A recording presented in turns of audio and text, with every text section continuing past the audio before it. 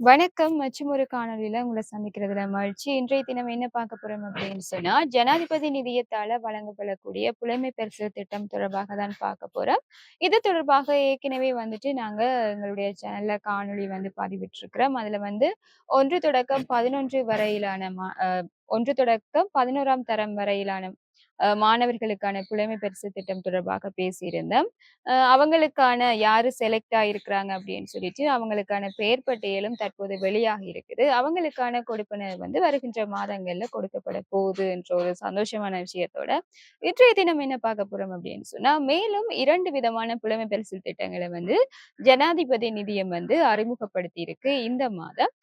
இது தொடர்பான விஷயங்கள தான் வந்து பார்க்க போறோம். அதுக்கு முன்னால நீங்க இன்றைக்கு தான் இந்த சேனலுக்கு வந்திருக்கிறீங்க அப்படின்னு சொன்னா, மறக்காம சப்ஸ்கிரைப் பண்ணிருங்க. தொடர்ந்து பேசலாம். ஜனாதிபதி நிதியம் கொண்டு வந்திருக்கக்கூடிய இந்த 2 புலமை பரிசு திட்டங்கள் தொடர்பாக பார்க்கலாம். இதுல ஒன்று என்ன அப்படின்னு சொன்னா, பிரிவன மற்றும் பெண் பிக்குனி கற்க நிலையங்கள்ல கல்வி கற்கக்கூடிய பிக்கு மற்றும் பிக்குனி மாணவர்களுக்கு மற்றும் ஏனைய மாணவர்களுக்குமான புலமை பரிசில் திட்டம்.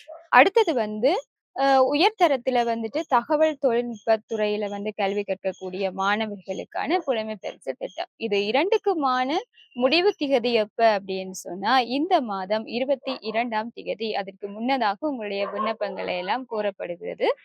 இந்த விண்ணப்பங்கள வந்து எப்படி செய்யணும்? இதுக்குரிய தகுதி என்ன? என்ற விஷயங்கள் எல்லாம் வந்து இன்னும் ஓரிரு நாட்கள்ல வந்துட்டு வர்த்தமானியாக வெளிவர இருக்குது. அது தொடர்பாக மேலதிக தகவல்களையும் நாங்க அறிய தருகிறோம். இதுல என்ன ஒரு விஷயம் இருக்கு அப்படின்னு சொன்னா, இது எவ்வளவு கொடுப்பனவு இந்த விஷயங்கள் எல்லாம் பார்த்தோம் அப்படின்னு சொன்னா, இந்த 1வது புலமை பரிசு திட்டத்த நீங்க பார்த்தீங்க அப்படின்னு சொன்னா, நாடளாவிய ரீதியில பெண் பிக்குனி கற்க நிலையங்கள் மற்றும் ஏனைய கற்க நிலையங்களுக்குமாக சேர்த்து 822 கற்க நிலையங்களுக்கு வந்துட்டு இந்த புலமை பரிசு திட்டம் வழங்கப்பட போகுது. இதுல இந்த கொடுப்பன வந்து 2 கட்டங்களாக கொடுக்க போறாங்க. இதுல முதல் கட்டத்த பார்த்தீங்க அப்படின்னு சொன்னா, அ இந்த மே மாதம் தொடக்கம் 12 மாதங்களுக்கும் ரூ. 3000 அடிப்படையில முதல் கட்டமாகவும், 2வது கட்டத்த பார்த்தீங்க அப்படின்னு சொன்னா, 24 மாதங்களுக்கு ரூ. 6000 என்ற விதத்திலயுமே வந்துட்டு இந்த கொடுப்பன வந்து வழங்கப்பட போகுது. அடுத்தது வந்து 2024ஆம் ஆண்டுல ஓலவர் பரீட்சையில சித்தியடைந்து உயர்தரத்துக்கு தகுதியான மாணவர்கள்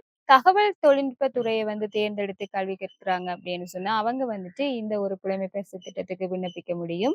இவர்களுக்கான கொடுப்பனவ பார்த்தீங்க அப்படின்னு சொன்னா, 24 மாதங்களுக்கு ரூ. 6000 என்ற அடிப்படையில இவங்களுக்குரிய கொடுப்பனவு வந்து கொடுக்கப்பட போகுது. இந்த ஒரு புலமை பரிசு திட்டம் வந்து அனைத்து கல்வி வலயங்களுக்குமே வந்துட்டு கொடுக்க போறாங்க.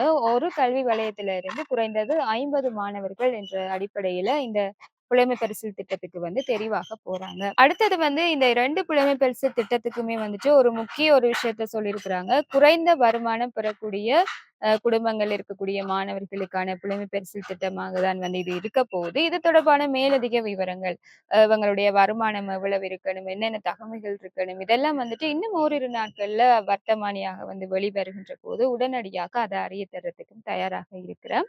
அடுத்தது வந்து இப்படி தெரிவாக இருக்கக்கூடிய மாணவர்களுக்கான கொடுப்பன வந்து வழங்கப்படுகின்ற போது, அவங்களுடைய கொடுப்பனவு அது தெரிவாக இருந்தால் மட்டும் தான், தெரிவாக இருந்து அவங்க கொடுப்பனவு பெற தகுதி அப்படின்னு சொன்னா, அவங்களுடைய அந்த நிதி வந்து அவங்களுடைய வங்கி கணக்குகள்ல வைப்பிலிடப்படுகின்ற போது, அவங்களுடைய நம்பருக்கு வந்து எஸ்எம்எஸ் மூலமாக அது அறிவிக்கப்படும். அதாவது அந்த குறித்த மாணவர்களுடைய அந்த விவரங்கள் வந்து சேகரிக்கப்பட்டு, ஜனாதிபதி நிதியத்தில முழுமையான ஒரு கணனிமயப்படுத்தப்பட்ட செயல்முறைக்கு உட்படுத்தப்படுகின்ற போது, அவங்களுடைய அந்த தொலைபேசி இலக்கத்துக்கு உங்களுக்கு காசு வந்துட்டு அப்படின்னு சொன்னா, உங்களுக்குரிய அந்த எஸ்எம்எஸ் வந்துட்டு வரும். இந்த 2 புலமை பரிசில் திட்டங்களுக்குமான விண்ணப்ப படிவங்கள பார்த்தீங்க அப்படின்னு சொன்னா, சிங்கள மொழி மற்றும் ஆங்கிலத்தில வந்து விண்ணப்ப படிவங்கள் கிடைக்க பெற்றிருக்குது. இன்னும் ஓரிரு நாட்கள்ல வந்து தமிழ் மொழியிலேயும் இதுக்குரிய விண்ணப்ப படிவங்கள் கிடைக்கும். அப்படி கிடைத்த உடனேயே அந்த விண்ணப்ப படிவத்த வந்து என்னுடைய WhatsApp குழுவுல வந்துட்டு நான் வந்து பதிவிடுவேன்.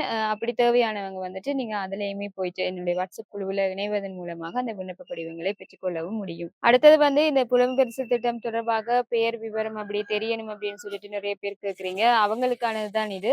இதுல வந்து ஏற்கனவே காணொளி ஆரம்பத்துல சொன்னது போல 1 தொடக்கம் 11 வரையிலான மாணவர்கள் 1,00,000 மாணவர்கள் வந்து தெரிவு செய்யப்பட்டிருக்கிறாங்க. அவங்களுக்கான பெயர் விவரங்களுமே வந்துட்டு வந்திருக்குது.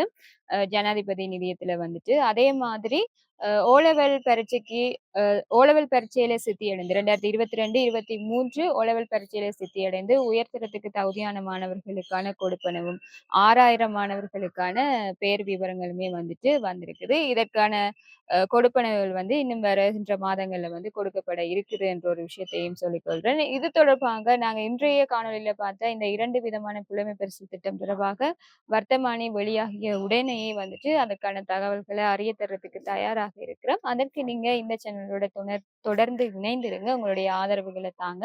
இந்த ஒரு விஷயத்த வந்து நிறைய பேருக்கு ஷேர் பண்ணி விடுங்க. நிறைய பேருக்கு தெரியாம இருக்கலாம். மற்றும் ஒரு காணொளியில உங்கள சந்திக்கிறேன். நன்றி.